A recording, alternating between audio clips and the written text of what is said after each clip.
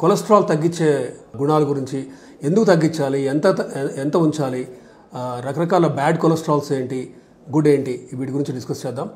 So cholesterol తగ్గించడం అనేది in fact చాలామంది వాట్సాప్ గ్రూప్స్లో ఈ మధ్య చూస్తున్నాం, అది అవసరం లేదు, ఒక మోతాదు మించి తగ్గిస్తే రిస్క్, హాని అని ఇట్లా రకరకాల అపోహలు ఉన్నాయి.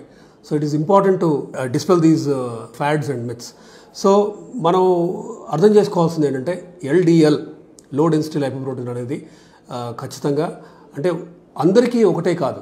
చాలామంది ఏం చూస్తారంటే రెఫరెన్స్ రేంజ్లో ఎంత ఉంది, కంటే తక్కువ ఉండాలి ఎల్డిఎల్ అని అట్లా రాసేసి వదిలేస్తారు. కానీ మీకు ఏజ్ అంటే మీరు 40 కంటే దాటి, మీరు మేల్ అయి ఉండి, డయాబెటీస్ ఉండి, స్మోకింగ్ హిస్టరీ ఉండి, ఇలా ఒక్కొక్క రిస్క్ ఫ్యాక్టర్ మీకు యాడ్ అవుతున్న కొద్దీ మీరు ఎల్డిఎల్ గోల్ని తగ్గించుకుంటూ రావాలి. ఓకే, ఇప్పుడు మీకు డయాబెటీస్ అన్కంట్రోల్డ్ ఉండి మీరు స్మోక్ చేసేటైతే మీ ఎల్డిఎల్ 70 కంటే తక్కువ ఉండాలి. అంటే హైయెస్ట్ ఎంత ఉండొచ్చు, 70 ఉండొచ్చు. సో 60-65 అలా ఉండాలి. యావరేజ్ ఎల్డిఎల్ కనుక మీరు చూస్తే ఇప్పుడు ఒక అర్బన్ పాపులేషన్లో అది 130 నుంచి 160 వరకు ఉంటుంది. అంటే 2 times ఆర్ మోర్ ఉండాల్సిన లెవెల్ కంటే. సో ఇలా ఉన్నప్పుడు obviously you're allowing or encouraging cholesterol plaque deposition in the arteries. అంటే మీ హార్ట్కి రక్త సరఫరా చేసే రక్తనాళాలలో ఈ కాల్షియం కొలెస్ట్రాల్ వెళ్ళి కూర్చొని అబ్స్ట్రక్షన్ కాజ్ చేయొచ్చు. మెదడుకి రక్త సరఫరా చేసే ఆర్టరీస్లో బ్లాక్స్ ఫామ్ అవ్వచ్చు. So there are some guidelines. Okay, ఇంటర్నేషనల్గా అమెరికన్ హార్ట్ అసోసియేషన్ అవ్వచ్చు, ఏడిఏ అవ్వచ్చు, ఈఏఎస్ యూరోపియన్ గైడ్లైన్స్ అవ్వచ్చు, మన సొంత cardiology society of India guidelines అవ్వచ్చు. అందరూ కూడా చెప్పేది ఏంటంటే LDL goals are different for each patient. అది మీకు అన్కంట్రోల్డ్ షుగర్ ఉంటే మీకు ఒక స్టెంట్ వేశారు ఫర్ ఎగ్జాంపుల్, అది 50 ఉండాలి మీ ఎల్డిఎల్ మ్యాక్సిమం. 2 స్టెంట్లు డిఫరెంట్ టైమ్స్లో వేయాల్సి వచ్చింది, ఆర్ ఒక హార్ట్ అటాక్ వచ్చింది, తర్వాత ప్రైమరీ పీసీఐ చేయాల్సి వచ్చింది, ఆర్ ఇలాంటి వాళ్ళకి ఇన్ఫ్యాక్ట్ 30 ఉండాలి ఎల్డిఎల్. ఎల్డిఎల్ 30 ఉండటం ఓన్లీ విత్ రోజోస్టాటిన్ టాబ్లెట్ 20 mg సాధ్యం కాదు. కాబట్టి మనం అడిషనల్గా రోజోస్టాటిన్ని 40 mg చేయడం కంటే రోజోస్టాటిన్ 20 mgతో పాటు ఎజిటమీబ్ అని, దెన్ బెంపడోయిక్ యాసిడ్ అని, ఈ రెండు కొంత హెల్ప్ చేస్తాయి. కానీ ముఖ్యంగా ఏంటంటే PCSK9 ఇన్హిబిటర్స్. ఇవి యూజువల్గా ఏంటంటే ఇంజెక్టబుల్ రూపంలో స్కిన్లో ఇంజెక్ట్ చేసుకునే ఇంజెక్షన్స్. ఇవి కొత్తగా వచ్చిన ఇంక్లిసిరాన్ అనే ఈ PCSK9 ఒక రకమైన PCSK9 ఇన్హిబిటర్తో మనం ఎల్డిఎల్ గోల్ని సిగ్నిఫికెంట్గా తగ్గించుకోవచ్చు. అంటే ఉన్న లెవెల్ కనుక ఫర్ ఎగ్జాంపుల్ ఈ రోజోస్టాటిన్, ఎజిటమీబ్, బెంపడోయిక్ ఇవన్నీ వాడిన తర్వాత కూడా మీరు గోల్ రీచ్ అవ్వలేకపోతున్నారు, 50-60 ఉంటుంది.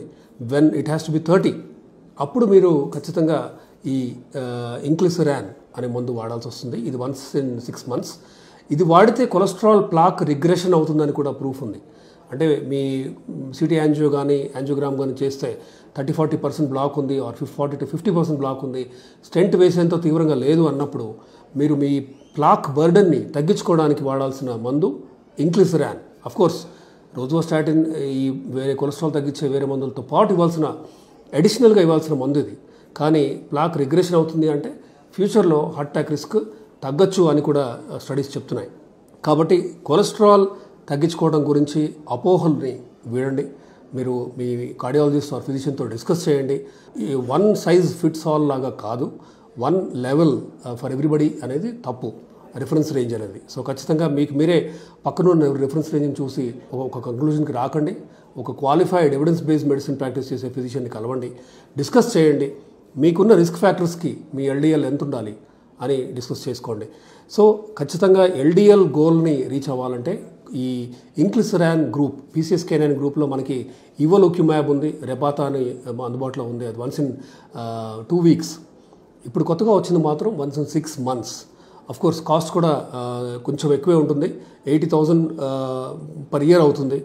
బట్ మీరు సిగ్నిఫికెంట్గా మీ కొలెస్ట్రాల్ ప్లాక్ బర్డెన్ తగ్గించుకోవడంలో మీకు ఫ్యూచర్ హాస్పిటలైజేషన్స్ కానీ హార్ట్ అటాక్స్ రిస్క్ కానీ ఇవన్నీ తగ్గుతున్నప్పుడు ఖచ్చితంగా ఆ కాస్ట్ పెద్ద ఎక్కువేమీ కాదు. కాబట్టి ఎల్డిఎల్ని అశ్రద్ధ చేయకండి. అలాగే ట్రైగ్లిసరైడ్స్, VLDL, టోటల్ కొలెస్ట్రాల్ ఇవన్నీ కూడా ఇంప్రూవ్ అవుతున్నాయి ఇంక్లిసిరాన్ అండ్ ఈ other group of lipid lowering మెడిసిన్స్తో. అలాగే HDLని పెంచడంలో కూడా కొన్ని మందులు హెల్ప్ అవుతున్నాయి.